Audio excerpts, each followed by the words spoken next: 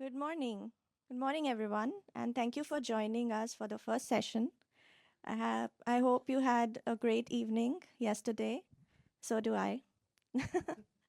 Okay, without any further ado, I would like to start with the topic, which is very close to my heart, that is non-code contributions. And today we are here to discuss more things related to that, though we know what it means, but do we really know what it means? So let's find out. I will start with introductions. So quickly, my name is Surabhi. I work as a contributor, which is non-code contributor in the Drupal community. I do a lot of event organizing, but that's just not it when we talk about non-code contributions. So I will invite the panelists here. They will introduce themselves and let us know what they are doing in terms of the contributions in the community. Yeah, good morning. So my name is Patti, and I'm the CEO and co-founder of OneX Internet. I've also been part of the Drupal Association. So I started also like you with event organizing, and that's probably the most common non-code contribution you can do in Drupal. But translation and all that stuff. So I've been working on that for many years now, and now since lately in the Drupal Association. Hi, I'm Lenny Moskaluk. Same here.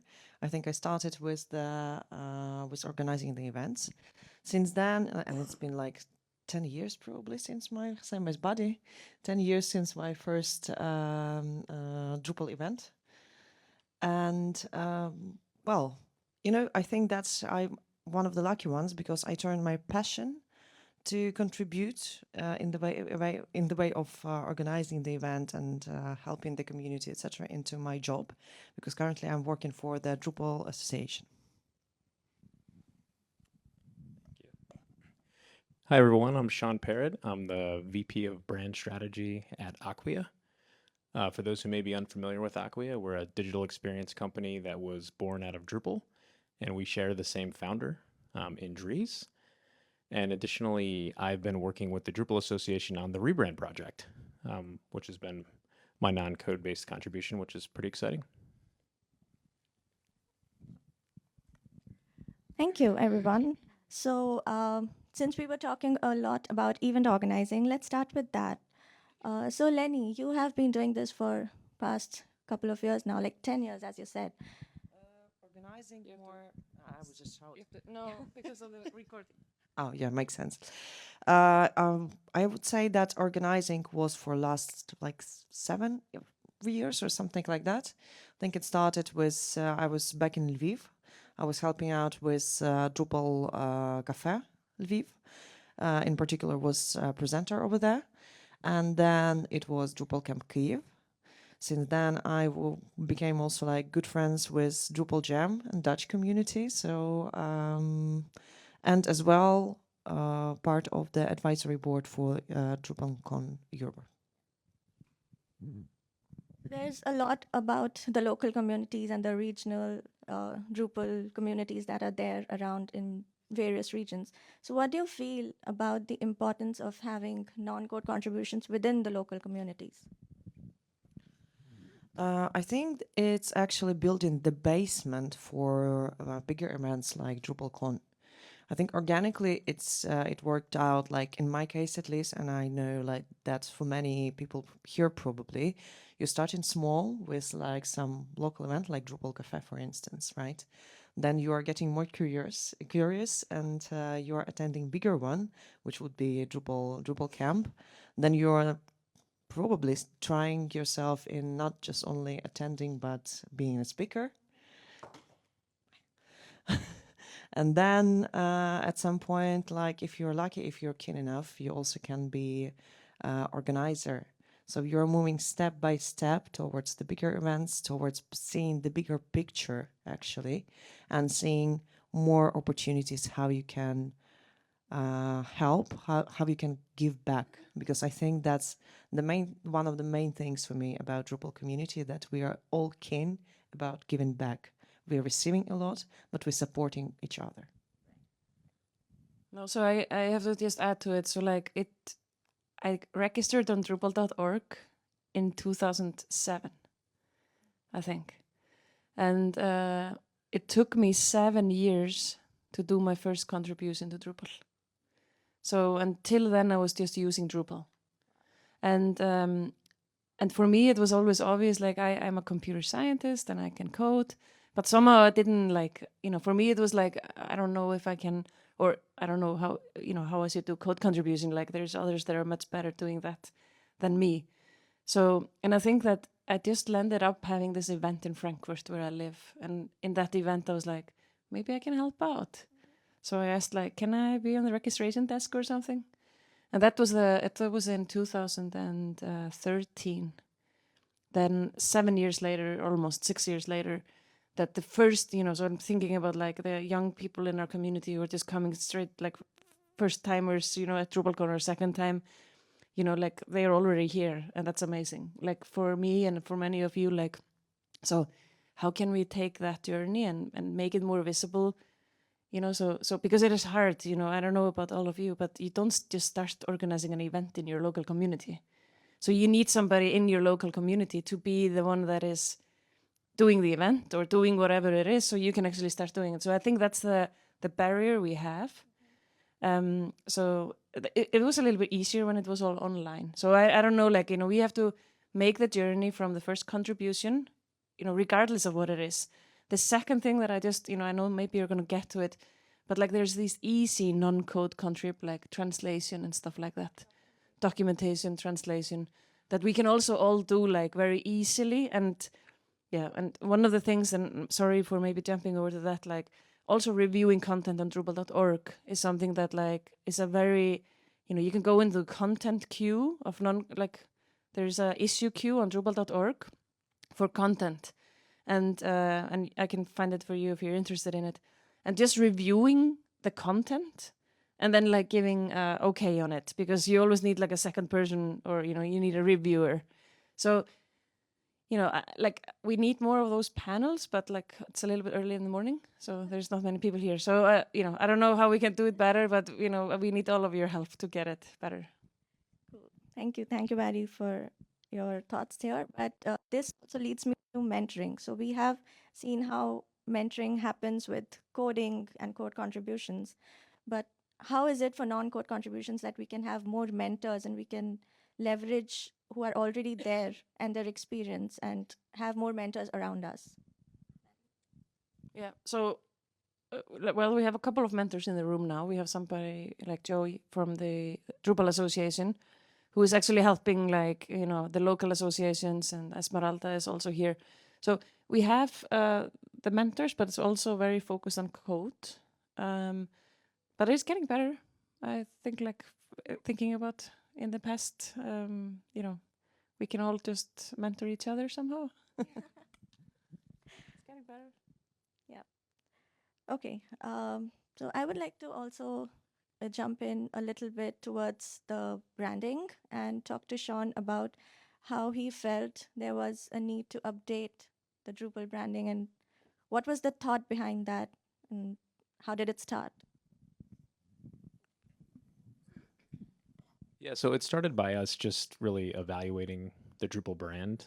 And maybe I'll start out with a high level definition of what I think of brand marketing to be. So it's really about creating a link between a company's brand and the culture and sort of finding that connective tissue.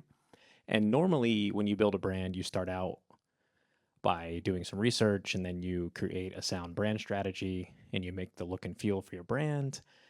And then you put maybe a marketing campaign out in the world. And if you're really lucky, people fall in love with that. And then the culture that's created is sort of a byproduct of that. But with Drupal, that's actually happened in the reverse. It started out with a bunch of people and the culture around a joint set of ethics of actively advancing the open web. And the culture grew, and the brand kind of just shaped itself to that. So now we kind of have the reverse problem where we have to reverse engineer a brand out of the culture and make sure that we've come up with an expression of the brand that's modern and cohesive and allows us to really bring out the vibrancy of the community in the way that we're visually expressing ourselves. Great.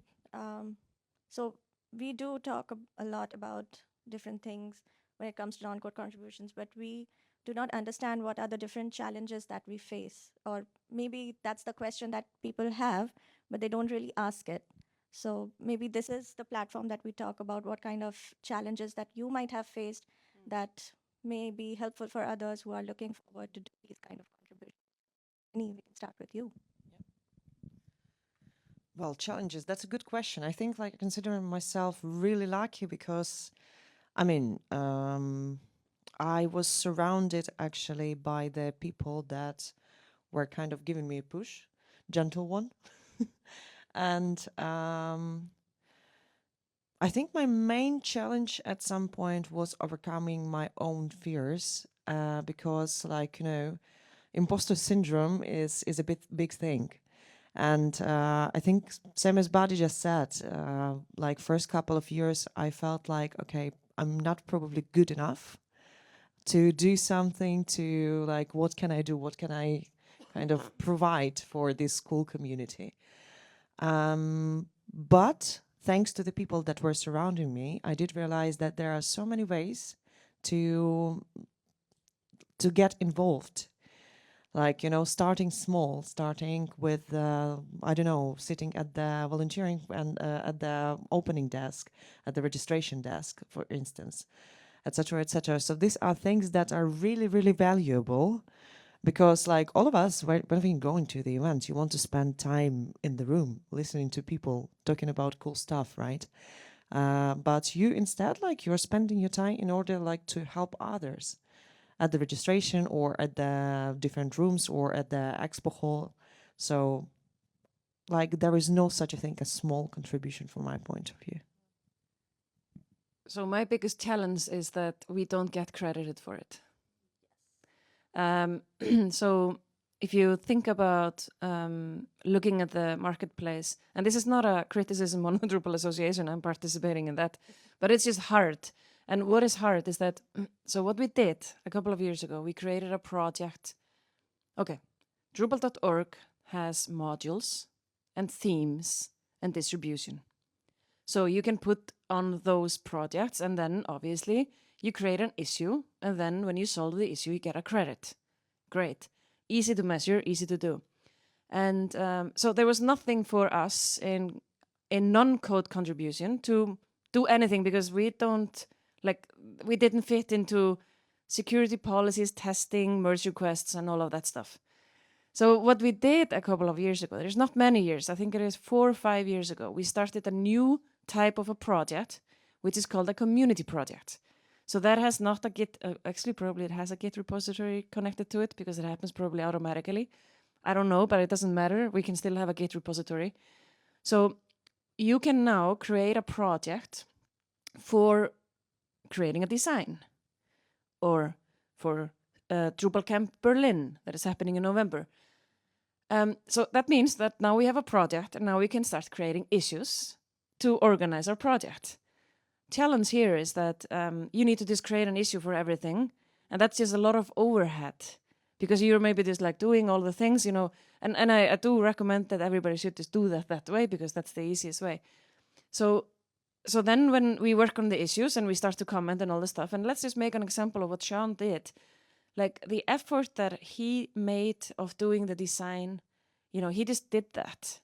And then he handed it over, and then he started to iterate and work with it on it. There's also there's many, many, many hours of work and thought and people talking about it and discussing it. And I doubt that Sean has a credit on Drupal.org. Maybe he's lucky that somebody actually created it. So this is a challenge still.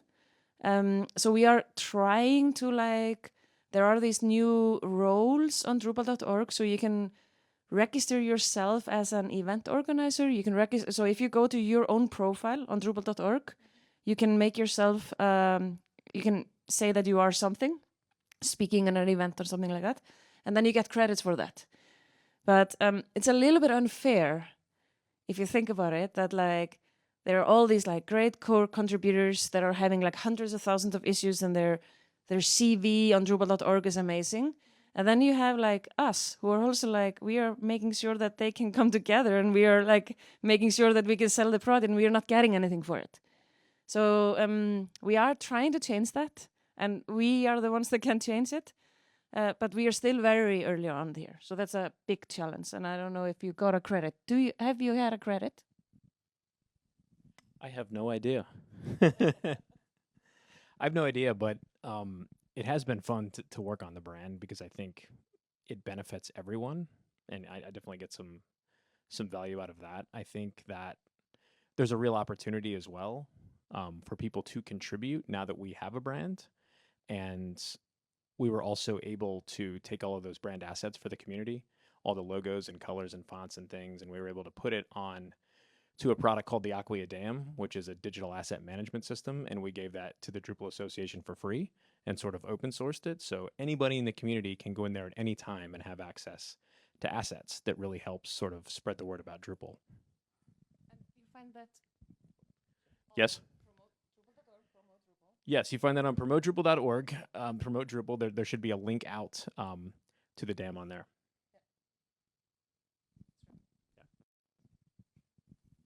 Yeah, so I think crediting is one side of it, and the other side of it is getting justified for it. So, like, if you need to get credits, you need to show that you're working on something, and you need to be justifiable. Like, if you're doing code contributions, you can show it to them, but with non-code contributions, there's no way to show it to them. So, that is again one of the challenges that I have also faced a lot of times. Like, why are you doing this? What are you doing? So, what about you, Sean? I would like to ask you, with all the designing and rebranding, have you got any such weird questions like, why are you doing this? Or what is making you happy? Yeah, maybe at first people were sort of wondering at a high level why Drupal needed this, but we were able to sit down with folks and sort of justify the process and talk about all the research we were doing and all the feedback we were getting from the community.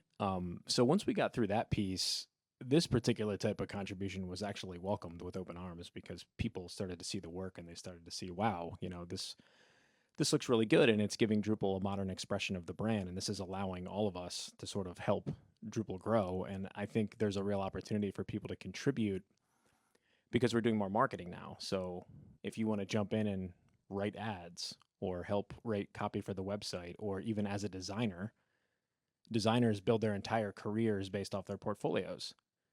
And I can tell you that I've gotten jobs throughout my career based on portfolio pieces that I've created that I've just jumped in on and contributed. So there's real value in here that you can kind of put in your back pocket even and use for later.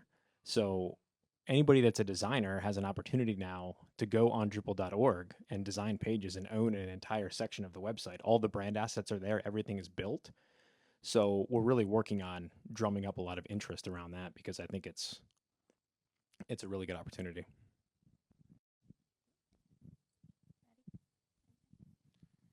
Yeah, so I was I was one of them that was like, why are we now redesigning everything? Like, and I and why is that? We did it, I think, like 5 years ago, 6 years ago. There was a mini redesign, and so it's very hard for somebody just to come in, do all the work, and then just come and say like, hey, and now you should just all like accept it because there's so much history. There's like people that have done other things, you know.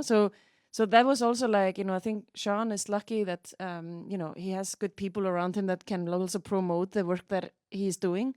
So he got like a buy-in from Dries, which is great. And so there's like these hurdles that you have to often go through, like why are, you know, like, you know, so that's a, but as soon as you get over that hurdle, I think you you succeed with it. So with that, for example, you know, I think what you did there is that you just saw a problem which was obvious. We had like, I think, a PDF with like something on it, and otherwise like nothing, and then suddenly we just had a brand guideline and all this stuff.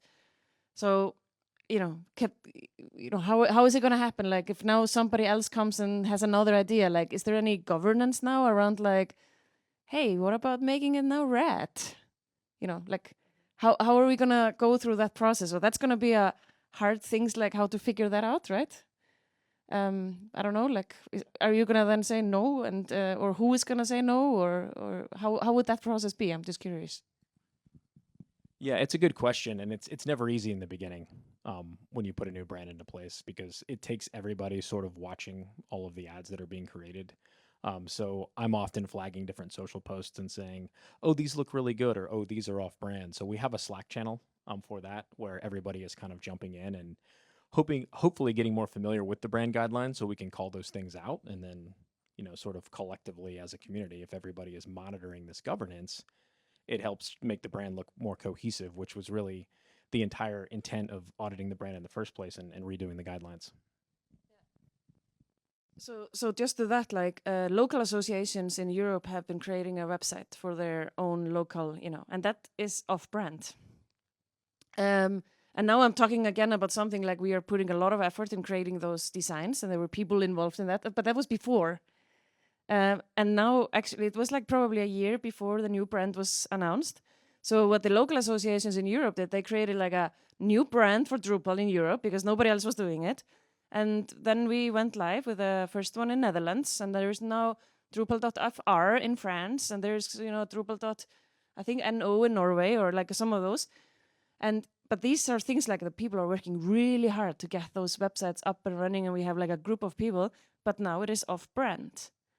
So we need to somehow figure out how we can actually now start to get like all these local association pages, to be, at least they look a little bit better than or not a little bit, they look much better. But that's going to be the challenge now, because that's like what I say when I was saying before, you have this like, like, why is this being done now? We were like doing all this stuff before. So but it's a good thing, and I think that we can solve it in the local associations and make it on brand. So we need your input on that, okay?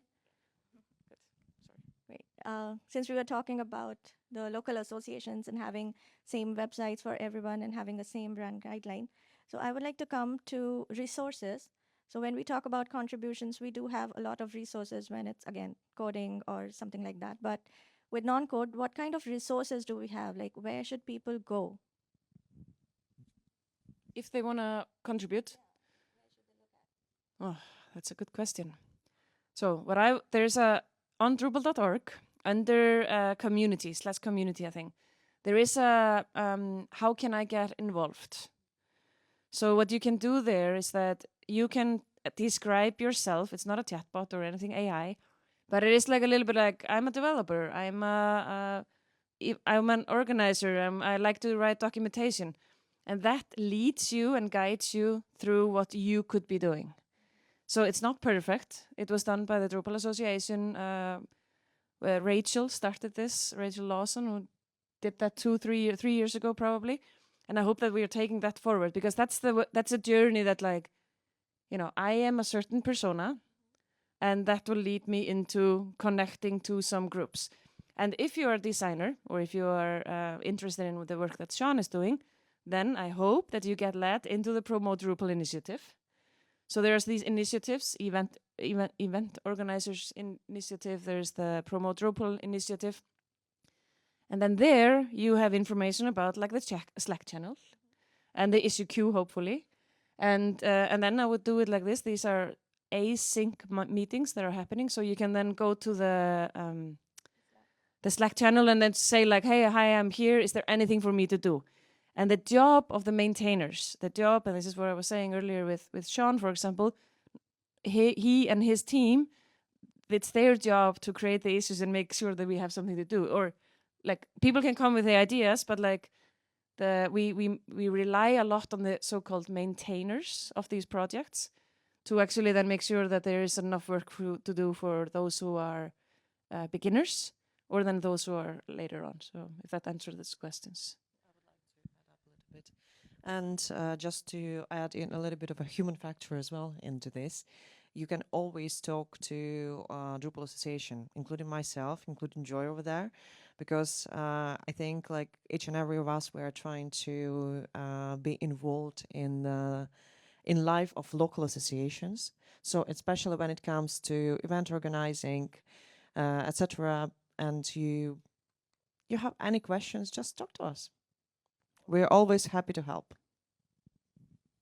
But it's only 1 week now. That's a problem. We have then 51 more weeks, right? Not necessarily. not necessarily only during Drupal camp or DrupalCon. So just drop us a line in Slack or email or whatever, like send the pigeon if necessary. Like we're talking about the branding. So did we ever thought of making like a WhatsApp kind of group? Because nowadays there is a really good marketing I see for the big brands even. So did we ever think about it? And it's easy for the people to just we check WhatsApp I think in every 5 or 10 minutes, then going to the Slack and checking there something. So any update or any questions, something just pop in and someone can just reply. I can say on the groups that I'm involved in, no, WhatsApp. If you start communicating through WhatsApp or in these groups, like I think we should have one channel, and that in that case it is Slack, and because it is already very messy there, messy in a sense of like I'm part of the Starshot channel, and there's 750 people in there. And there starts a conversation from somebody, and then somebody else starts another conversation, and then the third person, you already missed what the first person said. So like that is even challenging. So it's just so many people. So I think like in the smaller groups, like when you're like organizing, we are obviously on WhatsApp now to be quicker in communication about like stuff that is going on in the event itself. But organizing more than that, like I think we should stay on Slack and in the issue queue. And I'm, because otherwise like we are going to be all over the place, and that's going to be, I think, harder. That's my opinion on it. Yeah, but like nowadays we are doing like things very, I don't know, but this is my opinion. We are doing things like very old traditional ways, but nowadays if you want to involve the young things, youngsters. You're right. Yeah, I'm not young, but yeah, I'm telling like you see the shots and you see the WhatsApp group and you have like a 3,000, 4,000. Somehow like the big companies are also managing those. But yeah, definitely we need more volunteer. Yeah, it's a good point. I think everybody has their preferred sort of channels of communication. I mean, for me, I love Slack because I can toggle back and forth between instances. So I'm in my Acquia instance all day, and then randomly I'll click over into Drupal and I'll go, okay, somebody's posted a message in the promote Drupal channel, and then I'll see a social post, and then I can say, hey, that looks good or not. So I can very quickly pop in there, see what's going on, write messages. We have asynchronous meetings. I think it's every other Thursday or something like that. So I can go into that channel on Thursday at that time, and I can see all the different initiatives that are going on, all the contributions that are happening, who's writing copy for what web page. So it's a really quick way to get a download of what's going on.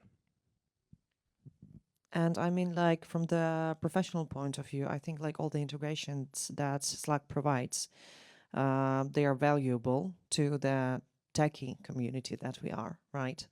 I do not believe that messengers like WhatsApp or Telegram has those capabilities. So what is really challenging is that we have in Spain, if you have noticed, Spain runs on WhatsApp. Like you go to a restaurant, you get a WhatsApp message. I checked in on my hotel, I got a WhatsApp message. Like WhatsApp is in Spain like some kind of a communication between companies and end users. Like that's crazy. In Iceland, nobody uses WhatsApp. Like nobody. In Iceland, they use Messenger on Facebook. So everybody's on Facebook. And now I'm trying to connect like my kids that are in Germany. And I'm like, you need to now create an account on Facebook so you can speak to your grandparents. You know what I mean? Because they're like, so, and no, we're only talking about Spain and Iceland. And think about the rest of the world. Like we have Brazil, which, they are using their own stuff. So I think like because of that, and like also then privacy issues and all that. So I think that Drupal Association has an agreement with Slack that we have some kind of a pro version, but for free or for so that enables some of those like integrations, and then you can have the bookmarks and all the stuff. You can do huddles and group whatever. So I think that was a good. I think the Drupal Association is organizing that with Slack. So again, there's not everybody using Slack, and more are using Teams. So yeah, yeah.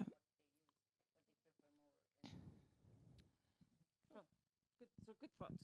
Thank you. Okay, so this brings me towards the conclusion of the panel. So before we disperse, I would like to ask every one of you to just share that one aspect that you would like to share with everyone. So for me, it's like I always say to everyone that just start doing something and you'll start enjoying it and like you'll be then into it. You can't leave after that. So what is that for you? Maybe we'll start with Sean. Yeah, it's a good question. I guess, do you know how at your day jobs you'll do something that you think you're supposed to own, and then you'll get like 20 pieces of feedback, right? Like we all go through this, but the cool thing that I found about Drupal, particularly with the rebrand, if you want to do something and you volunteer to do it, you sort of get autonomy over that to a degree. And you can kind of shape it the way you want to, and you can go to market because everybody's pretty grateful for the help. So that can be, I think, empowering and kind of help balance, some of those other things that might be going on. I would say when you are considering the way of contribution, think about something that brings you joy. Because, well, that's essential part. Then you will be inspired. That you will be having great time. I did so, and it worked for me. So that's something I think you should consider and have fun along the way.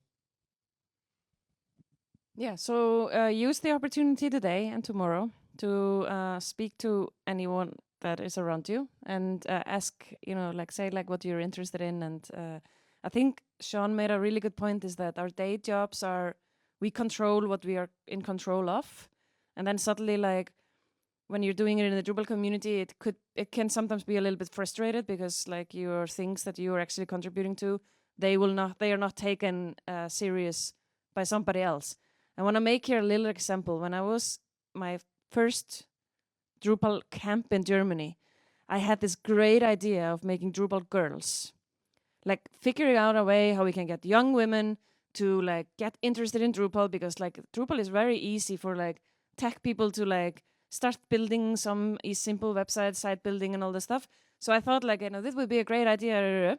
And I remember I got to this Drupal camp and I thought that I had this idea, and I was just told oh, it has been tried before, and somebody just stopped me doing it. That's a very normal thing in open source. So again here, Sean also had that, there were people that said no, we don't want a new brand now. We are building other things.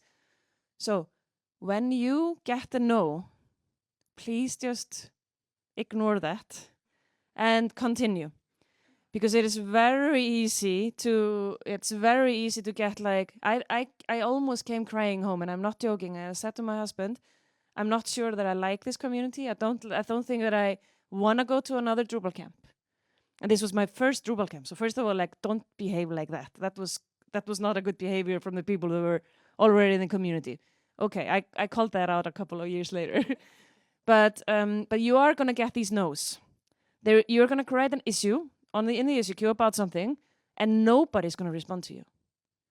And then you're gonna go somewhere and you're gonna say yeah, but this idea is really good, and nobody's gonna listen. So if you're lucky, then people will listen because they see something maybe visually, but often it is just an idea. So continue doing what you want to do and try to find people to do that with you. Find your company to support you, maybe find others from the community to support you. And it's very normal to get a no. It's nothing that is bad. So just be consistent on pushing whatever you want to do forward. I think the mantra can be start, continue, and repeat. Yes. Okay, so I think that was a good panel discussion around the topic. But if you have any questions, we could open the floor for questions.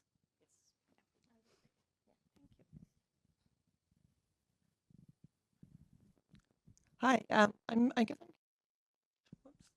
So it's still on? Yeah, there we go. About opportunities to contribute in UX, content strategy, content design, things like that. So, I mean, in my day job, I do a lot of identifying opportunities or issues, which then coders, or I do UX testing of things that developers have created. So just curious about the opportunities around the edges of the coding. So.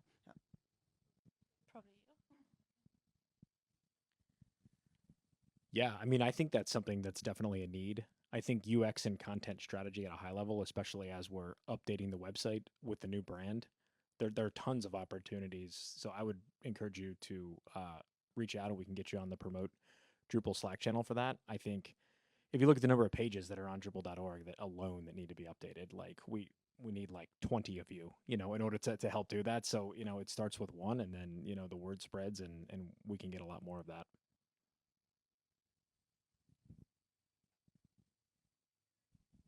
I'm just like you. I'm just like Baddy as well. Back in 2006, when I first started using Drupal, it took till 2011 that I actually started to do any contribution. I was actually using social media and kind of promoting Drupal on my own, and then someone came up to me at DrupalCon and said, "I think you want to get more involved." And I was like, "What can I do?" They gave me the password to the Twitter account for the Drupal account. And then I kind of never looked back, but I did think at first, whoa, this could be dangerous. But it's just like what you said, I had agency to go ahead and do what I thought was the right thing, and it turned out quite well. Specifically, at the moment, we're looking for feedback on the redesign of the homepage of Drupal.org and the journeys for the case studies. So if you go on to Promote Drupal, there we can put a link out there that will guide you to something which we would love you to be looking at.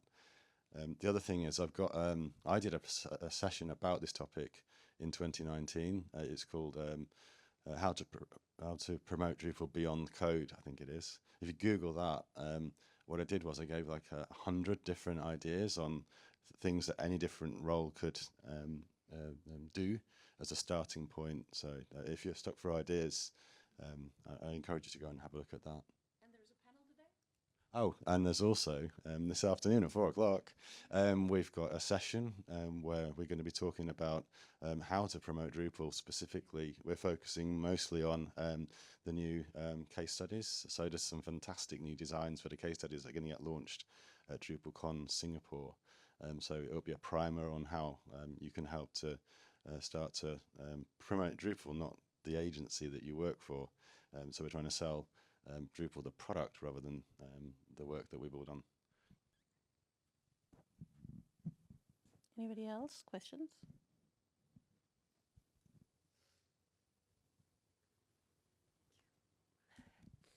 Hi, I'm still new beginner for Drupal and I'm not a developer, but the company I work at, there are almost everyone is a programmer. So sometimes I feel a kind of a sense of inferiority, although I know I shouldn't do.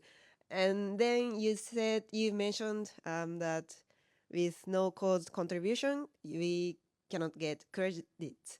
And I'm wondering why that is. I mean,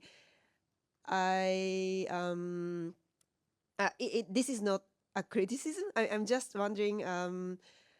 So does it mean like non-code contribution is like not valued, or does it mean it's just anyone hasn't ever pointed it out?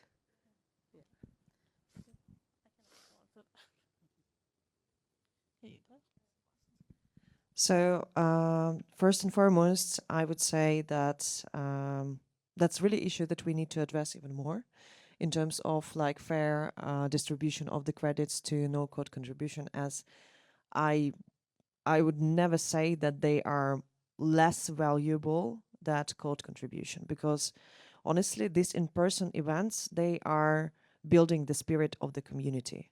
So there wouldn't be, if we wouldn't be getting together, I don't think that there would be like a lot of things happening in Drupal, a lot of innovation happening in Drupal, a lot of like brand changes, if for instance, happening in Drupal, right? So first, I would like to assure you that please keep pursuing what you are pursuing, and meanwhile, I think that's like, and here, like with my Drupal Association hat on, I think that we really need to address the issue of the with the credits in order to make it more fair.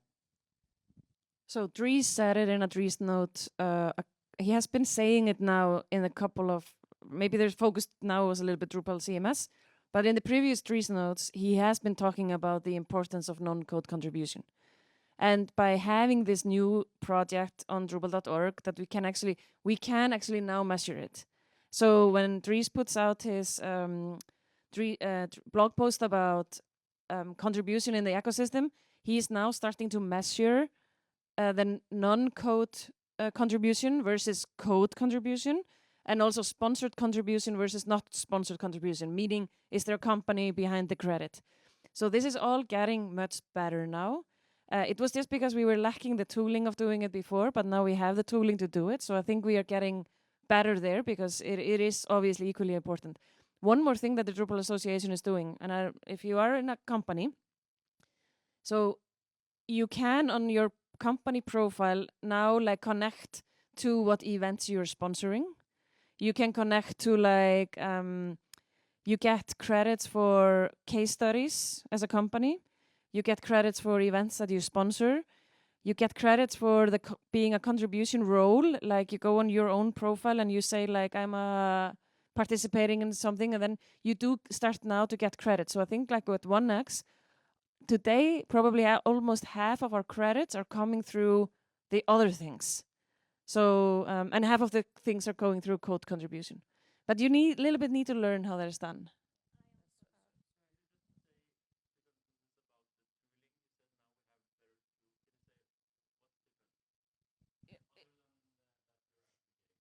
Yeah, that is just that you can, like today that you can at least, so for example the Drupal Camp Norway, you should have a project on Drupal.org today.